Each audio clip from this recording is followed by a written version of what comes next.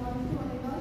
My name is Meena and I am from second year BSc Combination CBT. So today I am going to represent giant chromosomes on the topic Lamb-Rush chromosomes. There are two types of giant chromosomes, Lamb-Rush chromosomes and polyethylene chromosomes. Polyethylene chromosomes are also called as salivary gland chromosomes. Why? Because polyethylene chromosomes are found in salivary gland. So that is which is also called as salivary gland chromosomes. Okay. What is meant by giant chromosomes? The word giant represents the large. Obviously, I am not ready, so full of ready. Giant under the chromosomes. Andre normal chromosomes ginta ಜಾಸ್ತಿ increase in size irudha. So that is the giant chromosomes.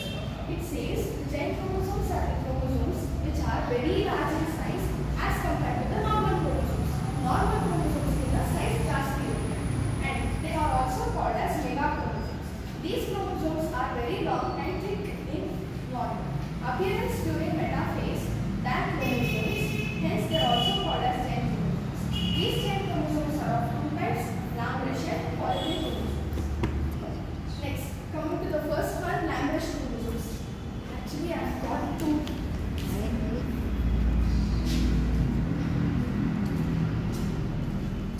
Actually, your Lamb-Rush chromosome seems like this. Actually, in chemistry lab and biotech lab, we use patrana todake. So actually, these Lamb-Rush chromosomes looks like this only. Idu center, chromosome center. ಇಲ್ಲಿ ಈ strips ತರ ಏನು ಕಾಣಿಸ್ತಿದೆಯಲ್ಲ ಅದು ಕ್ರೋಮೋಮಿಯರ್ ತರ ಇರುತ್ತೆ, which is darkly stained, and ಈ ಕಡೆ ಮೇಲ್ಗಡೆ ರೈಸ್ ಆಗಿ ಲೂಪ್ ತರ ಬಂದಿರುತ್ತೆ. ಸೊ ಆ ಲೂಪ್ ನ ನಾವು ಕ್ರೋಮೋಸೋಮ್ see here ಎಲ್ಲ section of the chromosome chromomere ಈ round round ಏನಿದೆಯಲ್ಲ which is darkly stained dark ಆಗಿ ಕಾಣಿಸ್ತಿದೆಯಲ್ಲ ಅದನ್ನ chromomere ಅಂತ ಕರೀತೀವಿ. and the loop chromatin, see chromosome ಅಲ್ಲಿ chromosome ಹೆಂಗಾಗುತ್ತೆ chromatin networks ತರ ಫಾರ್ಮ್ ಮಾಡಿ chromosome ಆಗುತ್ತೆ. ಸೊ ಈ ಲೂಪ್ಸ್ ಏನಿದೆಯಲ್ಲ ಇನ್ವಾಲ್ವ್ಡ್ enlarged loops ನ ನಾವು chromatin network ಅಂತ ಕರೀತೀವಿ. Lamb-Rush chromosomes were first observed by Walter Fleming in 1880 in the oocytes of a salamander. What is meant by oocytes? Actually, oocytes is the immature egg. Immature egg ಅಂದ್ರೆ ಇನ್ನು mitosis meiosis ಆಗ್ತಿರುತ್ತೆ, mature ಆಗಿರಲ್ಲ. ಯಾವಾಗ mature ಆಗುತ್ತೆ? Mitosis meiosis ಎಲ್ಲ ಆಗಿದ್ಮೇಲೆ mature egg ಹೊರಗೆ ಬರುತ್ತಲ್ಲ ಅದನ್ನ oocyte ಅಂತ ಕರೀತೀವಿ. This oocytes is the immature egg. So our immature egg alli this Lamb-Rush chromosomes, not only Lamb-Rush chromosome, polyethylene chromosomes can also be seen and described by Reckitt in Sharp oocytes in 1892. This is a giant chromosome which is found in oocytes or immature egg of most of the vertebrates. Actually, this Lamb-Rush chromosomes mammals alli nodak sigalla. Very vertebrates, invertebrates ಮಾತ್ರ ಸಿಗುತ್ತೆ. Vertebrates such as fishes, amphibians, reptiles and birds, also in some insects. They are also generally in oocytes as the DNA content is very high in these cells. See, the giant ಆಗಿದ್ದಕ್ಕೇನೆ normal chromosomes ಎಷ್ಟು function ಮಾಡುತ್ತೆ, replication, translation ಎಷ್ಟು ಮಾಡುತ್ತೆ. What is meant by translation and transcription?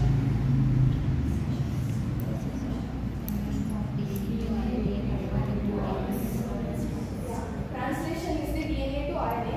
Sorry, transcription is the DNA to RNA. Translation is the RNA to proteins. So, E function in giant chromosomes alli ಜಾಸ್ತಿ ಸಿಗುತ್ತೆ. So, which is called as DNA content is very high in these cells. They are formed in response to active synthesis of mRNA. Why mRNA is important? Active synthesis mRNA ಯಾಕೆ ಆಗಬೇಕು? Here no. mRNA is a messenger protein alva. So our DNA ಮತ್ತು protein ಗೆ two message create ಮಾಡುತ್ತೆ. So that is very important for protein synthesis. ಅದಕ್ಕೆ ಹೇಳ್ತಾರೆ the active synthesis of mRNA molecules is very important for the egg cells. Next, these chromosomes are not found in mammals, which is very important. See what ನಮ್ಮ friend fellow friend ಅಮೃತ ಹೇಳ್ತಾರೆ meiotic division ಅಲ್ಲಿ ಈ Lamb-Rush chromosome ಹೇಗಾಗುತ್ತೆ ಅಂದ್ರೆ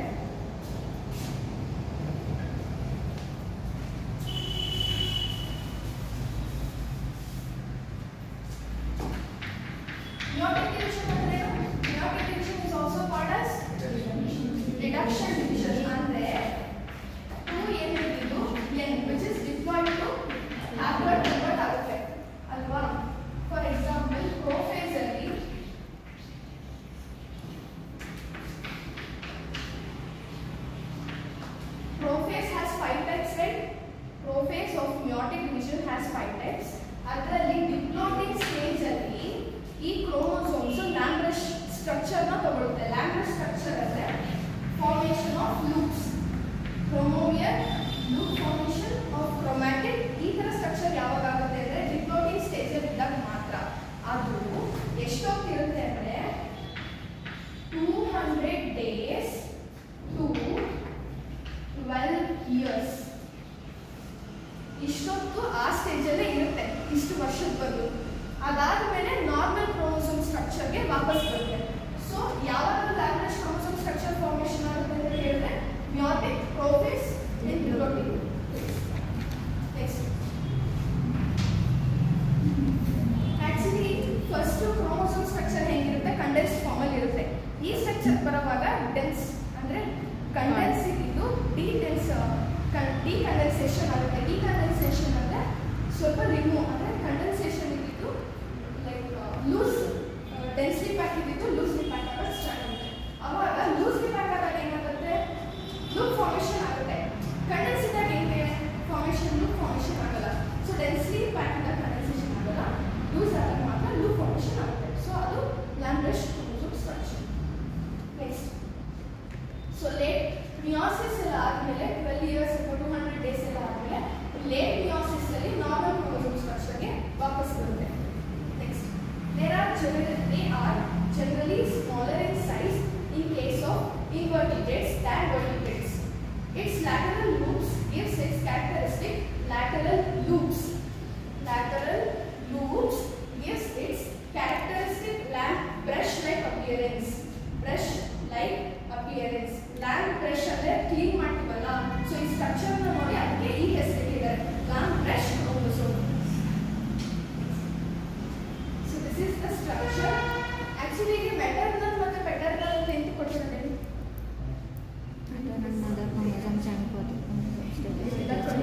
ಒಂದು chromosome ಅಮ್ಮನಿಂದ ಬರುತ್ತೆ, ಇನ್ನೊಂದು ಅಪ್ಪನಿಂದ ಬರುತ್ತೆ. ಸೊ ಯಾವಾಗ ಅಲ್ಲಿ ಫಾರ್ಮೇಷನ್ ಸಿನಾಪ್ಸಿಸ್ ಅಂದ್ರೆ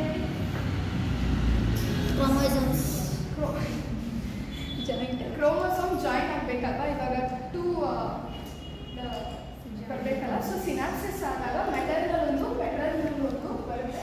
ಸೊ ಅದನ್ನ ಎನ್ಲಾರ್ಜ್ ಮಾಡಿ ನೋಡಿದಾಗ ಈ ಡಾರ್ಕ್ಲಿ ಸ್ಟೇಟ್ ಮಧ್ಯದಲ್ಲಿ ಡಾರ್ಕ್ಲಿ ಸ್ಟೇಟ್ ಇರುತ್ತೆ, ಅದನ್ನ ಕ್ರೋಮೋಮಿಯರ್ ಅಂತ ಕರಿತೀವಿ. What is mean by ಕ್ರೋಮೋಮಿಯರ್?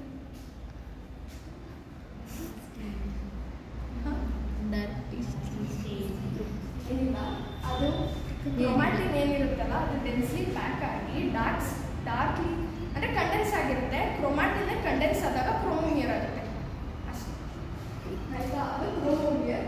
So chromatin loop formation ಆಗುತ್ತೆ. ಏನಿರುತ್ತೆ ಕ್ರೋಮ್ಯಾಟಿನ್ ಲೂಪ್ ಅಲ್ಲಿ? ಕ್ರೋಮ್ಯಾಟಿನ್ ಅಲ್ಲಿ ಏನಿರುತ್ತೆ? DNA, RNA, ಪ್ರೋಟೀನ್ ಅಷ್ಟೇ ಆಯ್ತಾ. ಇಲ್ಲಿ ನೋಡಿ ಇಲ್ಲಿ ಕೊಟ್ಟಿದ್ದಾರೆ, ಸಿ ಮಧ್ಯದಲ್ಲಿ DNA ಇರುತ್ತೆ. DNA ಸಿಂಗಲ್ RNA ಸಿಂಥಸಿಸ್ ಮಾಡುತ್ತೆ.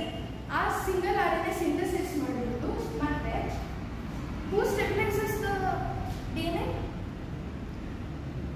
ನ ಸ್ಟೆಬಿಲೈಸ್ ಮಾಡಕ್ಕೆ ಏನು ಬೇಕು? ಕ್ರೋಮೋಸೋಮ್ ಸ್ಟ್ರಕ್ಚರ್ ಓದಿರ್ತೀರಾ ನೀವು? Fibre, histones what? Proteins. Yeah. So ಈ ಪ್ರೋಟೀನ್ಸ್ ಮತ್ತೆ DNA ರಿಲೀಸ್ ಮಾಡೋ RNA ಎಲ್ಲ ಸ್ಟೆಬಿಲೈಸ್ ಮಾಡುತ್ತೆ. ಆ DNA ಸ್ಟ್ರಕ್ಚರ್ ಲೂಪ್ ನ ಸ್ಟೆಬಿಲೈಸ್ ಮಾಡುತ್ತೆ. So this is middle last stage is DNA, ಅಕ್ಕಪಕ್ಕ ಏನಿರುತ್ತಲ್ಲ ಅದು RNA ಮತ್ತೆ proteins. This is the central Axis. ಈ ಮಧ್ಯದಲ್ಲಿ ಏನಿರುತ್ತಲ್ಲ ಇದೆಲ್ಲ ಕ್ರೋಮೋಸೋಮಲ್ ಆಕ್ಸಿಸ್. ಆಯ್ತಾ?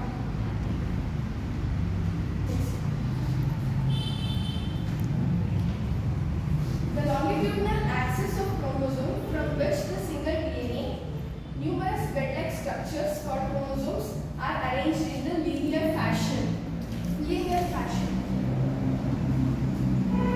See, this is in a linear fashion. One chromatin is opposite to the other chromatin, right? Next, the 2 symmetrical lateral loops are opposite direction. See, opposite the direction is chromatids.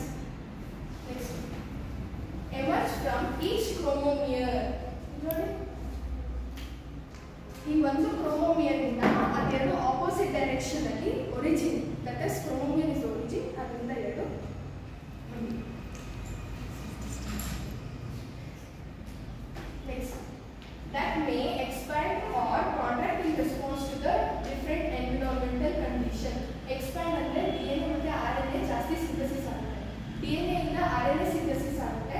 So ಅದನ್ನ stabilise ಮಾಡೋದು proteins. Next biological importance. The loops C ಇವಾಗ ಜೇನ್ chromosomes ಜಾಸ್ತಿ ದೊಡ್ಡಿರೋದ್ರಿಂದ ಏನು help ಆಗುತ್ತೆ? Biological importance ಅದೇ ಜೇನ್ chromosomes ದೊಡ್ಡದಾಗಿರೋದ್ರಿಂದ normal chromosomes study ಮಾಡೋಕ್ಕೆ ಕಷ್ಟ ಆಗುತ್ತೆ. ಜೇನ್ ಕ್ರೋಮೋಸೋಮ್ಸ್ ದೊಡ್ಡದಿರೋದ್ರಿಂದ ಅದನ್ನ ಮೈಕ್ರೋಸ್ಕೋಪಲ್ಲಿ ವ್ಯೂ ಮಾಡಿದ್ರೆ ಇನ್ನೂ ಚೆನ್ನಾಗಿ ಕಾಣಿಸುತ್ತಲ್ವಾ? ಜೀನ್ ಮ್ಯಾಪಿಂಗ್ ಅಂದ್ರೆ ಏನು? Chromosome mapping. Chromosome mapping is nothing but mutation ಅಥವಾ ನಾರ್ಮಲ್ ಸೆಲ್ಸ್ ಮತ್ತು ಮ್ಯೂಟೇಷನ್ ಆಗಿರೋ ಸೆಲ್ಸ್ನ ಕಂಡುಹಿಡಿಯೋಕ್ಕೆ ಅದನ್ನ ರೆಪ್ಲಿಕೇಟ್ ಆರ್ ರೀಪ್ಲೇಸ್ ಮಾಡೋಕ್ಕೆ ಜೀನ್ ಮ್ಯಾಪಿಂಗ್ ಅಥವಾ ಕ್ರೋಮೋಸೋಮ್ ಮ್ಯಾಪಿಂಗ್ ಅಂತ ಕರೀತಾರೆ.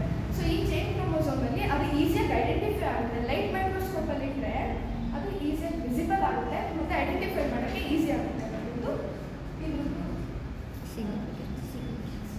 Next are used in chromosome mapping particularly those loops that appear at a constant location in the chromosome. It provides evidence for eukaryotic gene amplification. Replication. Amplification is nothing but the replication. ಅಂದರೆ ಇವಾಗ for particular gene ತಗೊಂಡ್ರೆ for gene chromosome ಅದನ್ನು replicate ಮಾಡೋಕ್ಕೆ ಅದನ್ನು study ಮಾಡೋಕ್ಕೆ use ಆಗುತ್ತೆ ಅಂತ ಹೇಳ್ತಿದ್ದಾರೆ. Next it provides for eukaryotic gene amplification. Eukaryotic gene amplification ಅಂದರೆ ರೆಪ್ಲಿಕೇಶನ್. ಒಂದು ಸಿಂಗಲ್ ಜೀನ್ ಸಿಕ್ಕಿರುತ್ತೆ ಅದನ್ನು ನಾವು ರೆಪ್ಲಿಕೇಟ್ ಮಾಡಿ ಜಾಸ್ತಿ ನಂಬರ್ ಆಫ್ ಜೀನ್ಸ್ನ ತಗೋಬೋದು. Next that appear it is needed in the growth phase of oocytes. This can be used for analysis in hybridization process. Analysis in hybridization process ಇಲ್ಲಿ ನಮಗೆ ಸಿಂಗಲ್ ಸ್ಟ್ಯಾಂಡ್ RNA ಅಂತ ಕರಿತೀವಲ್ವಾ, ಅದೇ ಎರಡು stand ಅಂದರೆ DNA. So RNA ನ ತಗೊಂಡು ನಾವು hybridise ಮಾಡ್ಬೋದು. ಇನ್ನೊಂದು RNA ಅಥವಾ ಇನ್ನೊಂದು ಯಾವುದಾದ್ರೂ ಒಂದು DNA ಸ್ಟ್ಯಾಂಡ್ ತಗೊಂಡು ಹೈಬ್ರಿಡೈಸ್ ಮಾಡ್ಬೋದು. So it is the biological importance. ಅರ್ಥ ಆಯ್ತಾ? ಲ್ಯಾಂಬ್ರೆಸ್ಟ್ ಕ್ರೋಮೋಸೋಮ್ 5 ಮಾರ್ಕ್ಸಿಗೆ ಕೇಳ್ತಾರೆ, 10 ಮಾರ್ಕ್ಸಿಗೆ ಕೇಳಿದ್ರೆ ಲ್ಯಾಂಬ್ರೆಸ್ಟ್ ಕ್ರೋಮೋಸೋಮ್ ಮತ್ತು ಪಾಲಿಟಿ ಕ್ರೋಮೋಸೋಮ್ಸ್ ಎರಡು ಕೇಳ್ತಾರೆ. 5 ಮಾರ್ಕ್ಸಿಗೆ ಕೇಳಿದ್ರೆ ಇಷ್ಟು ಡಯಾಗ್ರಾಮ್ ಬರೆದು ಪಾಯಿಂಟ್ಸ್ ಬರೆದು ಬಯಾಲಜಿಕಲ್ ಇಂಪಾರ್ಟೆನ್ಸ್ ಬರಬೇಕು. Next coming to the second one, polytene chromosomes. Polyethylene chromosomes are also the large chromosomes which have thousands of DNA strands. Actually, polyethylene chromosomes ಗಿಂತ ಲ್ಯಾಂಬ್ರೆಸ್ಟ್ chromosomes ಜಾಸ್ತಿ ದೊಡ್ಡದಿರುತ್ತೆ.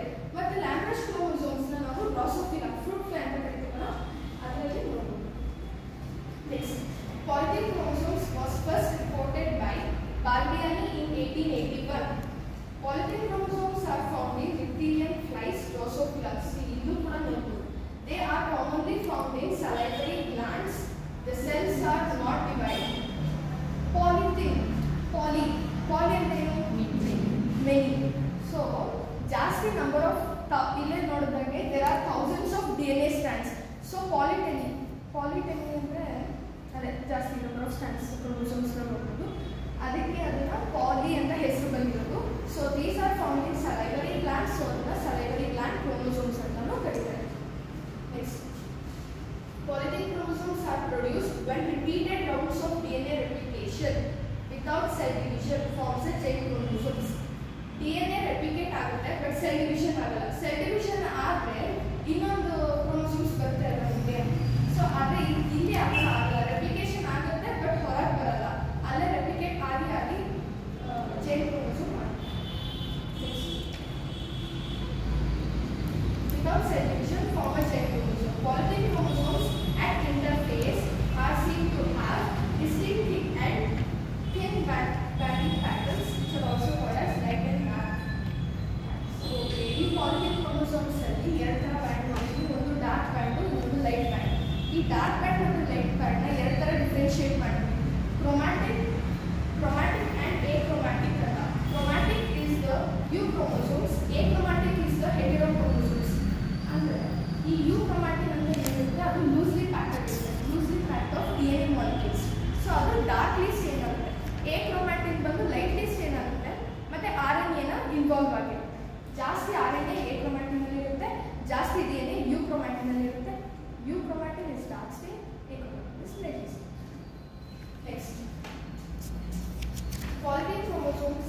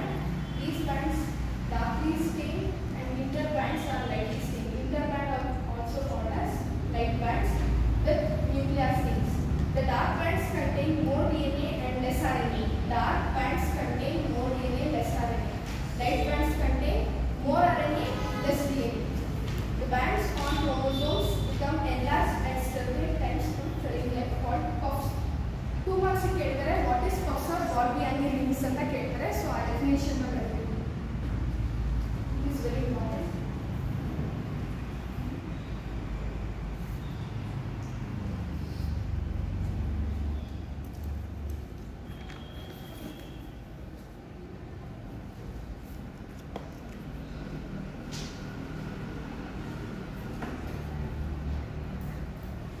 The formation of puffs in case of polytic chromosomes is called puffing. In these regions of the puff, the chromonemata. What is meant by chromonemata?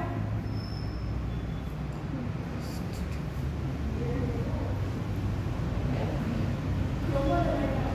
For example, chromatin just chromosome just idre chromatin irutte. Chromatin ಜಾಸ್ತಿ ಇದ್ರೆ ಅದನ್ನ chromonemata increase ಆಗುತ್ತೆ. Chromonemata increase ಆದರೆ ಅದನ್ನ polytin. Chromonemata increase ಆದರೆ polytin chromosomes ಜಾಸ್ತಿ ಆಗುತ್ತೆ ಅಂತ. Next, get uncoiled and open to form many loops. The puffing is caused by uncoiling of the individual chromosomes in the band. The puffs indicate the site of active genes where mRNA synthesis takes place. It is very important.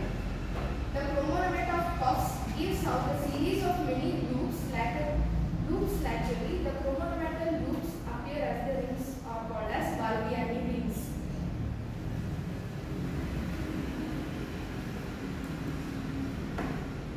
See, dark band. Dark band alli you can see the highly synthesis of DNA, proteins.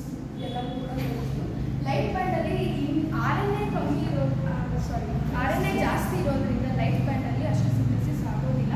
ಅದಕ್ಕೆ ಅದು light ಆಗಿ stain ಆಗಿರುತ್ತೆ. ಮತ್ತೆ ಇಲ್ಲಿ puffs ಅನ್ನು ಹೇಳ್ತಾರೆ, which is also called as Balbiani rings. Is very very important for humans. Coming to the structure, see here chromocenter is the very active site. Okay, X chromosome slightly here we can see the chromosome 3 right arm, and only 2 chromosomes irutte. One is X chromosome and chromosome 3. Here we can see the 4 chromosomes, chromosome 2 and chromosome 3, 4. Normal meiotic chromosomes at the same region. Chromosomes are separated. Actually ಒಂದು female ಬರುತ್ತೆ.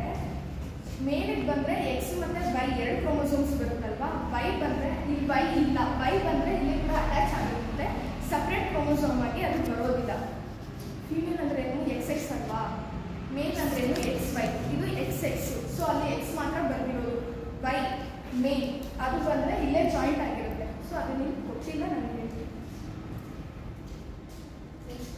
Coming to the biological importance, same as Lamprecht chromosomes. Chromosome marking is important. Help matter, taxonomic identification, hybridization, the function of genes in transcription.